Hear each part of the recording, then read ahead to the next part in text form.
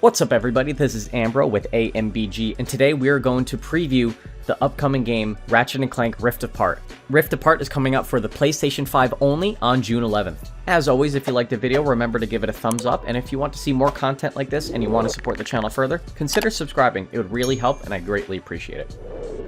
Now, to be very clear, Ratchet & Clank Rift Apart is a PlayStation 5 only game. This is not cross-generational. This will not come out on the PlayStation 4, which is a good thing and a bad thing, because obviously there is a lot of people who want to play this game that simply won't be able to because they can't get their hands on that elusive PlayStation 5. But on the other hand, it's a good thing that Insomniac are taking full advantage of the hardware and the power inside the console.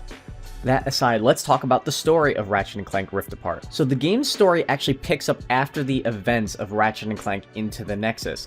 At the very beginning of the game, our heroes are being celebrated for their heroism in their last adventure, but all the attention is quickly hijacked by Dr. Nefarious.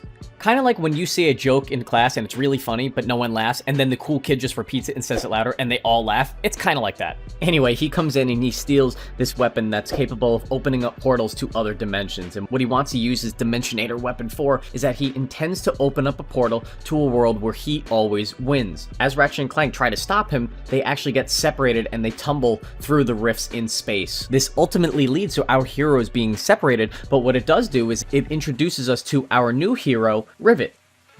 As you guys have probably already seen, Rivet is also a Lombax. Her and the gang are going to team up and fight Dr. Nefarious. Now, to be very clear, Rivet is a female Lombax, but she isn't actually an entirely separate person. You have to accept the multiverse theory for this to kind of make sense. Rivet is actually Ratchet, but from an alternate reality or an alternate dimension. In her version of reality, she actually never meets Clank or anyone like him. I'm going to leave the story at that. I don't want to go too deep into it. I do want to leave a lot of it for you guys, and I want to leave some of it to mystery. Now, one question that's inevitably going to come up is if you need to play any of the previous Ratchet & Clank games to understand the story. That the story does carry on from Ratchet & Clank Into the Nexus. But what Insomniac has done here is they have created a standalone story, meaning that you do not have to play any of the previous games in order to jump into this one and be introduced to the world and the characters.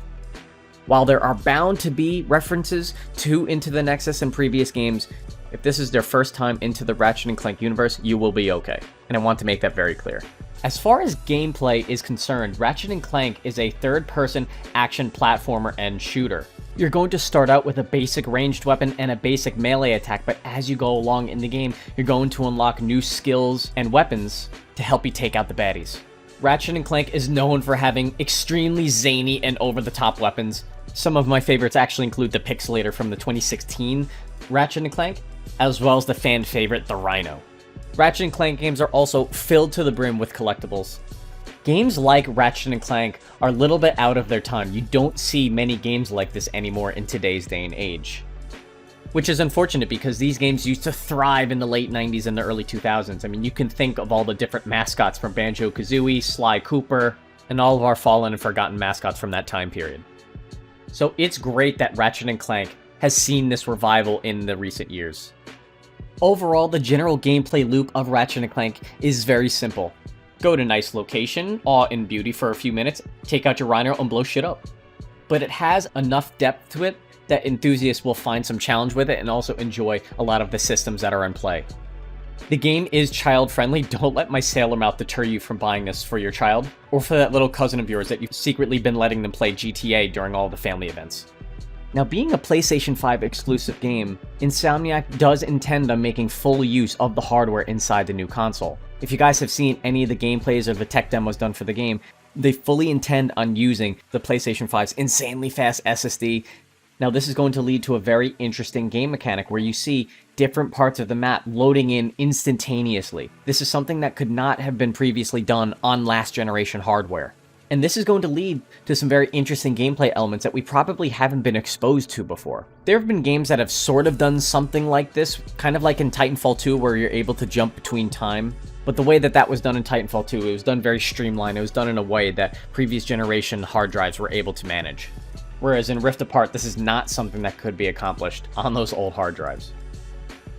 Now, aside from being able to jump through different biomes and worlds basically at an instant, there is obviously also going to be some graphical upgrades made from last generation Ratchet & Clank to now. We're kind of getting to that point where video game graphics, especially for stylized games like this, are getting that much closer to being a playable Pixar game, and I think that Rift Apart is probably the closest that we've ever gotten. Ratchet Clank 2016 still looked absolutely incredible, but you could tell where concessions were made. But with Rift Apart, with a lot of the previews that we've seen so far, we've seen a pretty sizable leap in the graphical enhancements. From lighting and shadowing, to fur rendering, reflections, and Insomniac always putting out some of the best motion blur in the business. A lot of it isn't even necessarily that it looks more realistic, but it just looks the way that you would expect things to look. A lot of the visuals on display are just more accurate, and I think that goes a long way with immersing the player. Now, on top of all the actual rendering improvements, there have been improvements to image quality and performance. From what we're told so far, Rift Apart is going to have two graphics options. You're going to have an option to run it at a 4K 30 FPS, or you're going to have the option to run it at a lower resolution, but at 60 FPS. Given Insomniac's track record with Spider-Man and Miles Morales, I'd say that they are going to hit this target pretty flawlessly. Now, we were told at some time in the past that this game would also include ray tracing. However, the details of the ray tracing implementation have yet to really be detailed, so we're going to have to look out for that. Another big thing is that Insomniac is going to take full advantage of the Dualsense controller, as well as 3D spatial audio. Now, some will definitely say that the Dualsense is a little bit of a gimmick, and I'd say that at this stage, that's probably a correct assessment, because there's just not enough games that take advantage of it. But in the few games that I have played that have used the Dualsense to its fullest capabilities, I would say that it absolutely improves and increases the immersion that you can have. Walking across different surfaces and feeling the difference in your hand. Feeling the trigger fight back based on what type of gun or bow that you might be using. It seems kind of silly, but it does actually add to the immersion factor.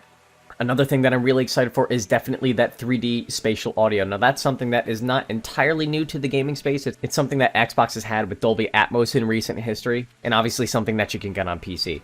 But I think with the way that PlayStation has talked about implementing 3D audio into their system, whether the audio is coming out of your TV or if it's coming out of a good headset, 3D audio absolutely is huge for immersion. And in certain games can even play a role in gameplay. Being able to hear audio cues of enemies to the side of you or behind you without ever having to look at them. The game will also feature support for HDR or high dynamic range, and I know that Insomniac has confirmed that they want to find ways to broaden the accessibility options for the game, which I think is fantastic. Anyway, that's going to do it for this preview. I hope that you enjoyed it. Is Ratchet & Clank Rift Apart on your radar? Are you able to play it? Do you even have a PS5? Let's talk about it. As always, if you enjoyed the video, remember to give it a thumbs up, and if you want to support the channel further and you enjoy the content, consider subscribing. Also, follow me on Twitter, and let's talk about it. I'll catch you next time.